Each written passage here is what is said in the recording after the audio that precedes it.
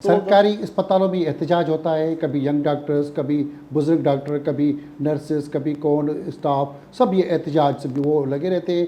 Private में तो कोई एहतजाज होता नहीं, किसी भी प्राइवेट अस्पताल में आज तक तो हमने एहतजाज के नाम सुना नहीं, कोई नारेबाजी नहीं। वहाँ ये क्या सिस्टम है कि सरकार से माल भी लेके फिर सरकार के खिलाफ एहतजाज, ये क्या डॉक्टर्स की मिली भगत है? जो भी कर रहा है उसको हम जो है ना कंडेम करते हैं कि इस तरह की हरकत होनी नहीं चाहिए, क्योंकि ये कि आपका नोबल जो है ना वो प्रोफेशन है और इसमें आपका काम ही ये है कि आप लोगों की खिदमत करें।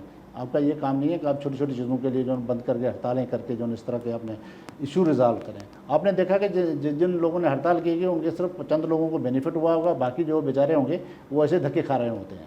तो हर जगह पे कुछ वो कहते हैं ना काली भेड़ें ज़रूर होती हैं, वो उनका अपने मफाद का पूरा होने के बाद वो बैक हो जाते हैं, बाकी जो मसले मसाइल हैं एज इट इज़ ही रहते हैं। मेडिकल के शोबे में कौन सी काली भेड़ी है, आप खुद कह रहे हैं हर शोबे में होती है? जी, मेडिकल में कौन कौन सी आप नाम ले सकेंगे? क्रेडिट से लेकर जो है ना नीचे तक जो जीएसओ तक जाएँ, आप ऐसी बात नहीं है कि कोई नहीं है, जितने भी बैठे हुए हैं करप्ट, ये सारे के जो है ना करप्शन में किसी न किसी तरह से मुलव्वस हैं।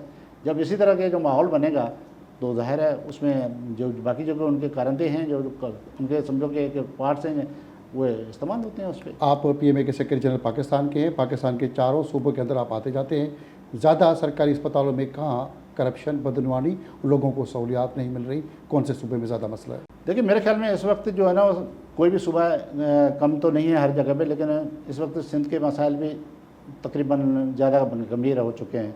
और इसी तरह से आपको बलूचिस्तान के मसले सेकंड नंबर पे मिलेंगे। पंजाब में भी इस वक्त करप्शन की बात बहुत ही गर्म है, बहुत सारे इश्यूज़ हैं वहाँ पे। अब अभी तो हालात ये हैं कि वहाँ पे हॉस्पिटल में जो है रिनोवेशन के नाम पे बहुत सारे काम चल रहे हैं और काम हो ही नहीं रहा है, हॉस्पिटल बंद पड़े हैं, उनका वर्किंग नहीं हो रही।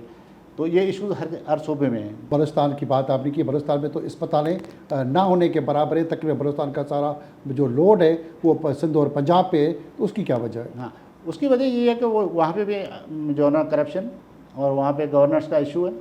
वहाँ आपको पता है गवर्नमेंट की रेट ही नहीं है, मसले मसाइल इतने हैं कि जो हॉस्पिटल हैं वो भी प्रॉपर काम नहीं कर रहे हैं। सेम हमारे यहाँ सिंध में भी यही है। पीएमए का काम है डॉक्टर्स की फलाह बहबूद।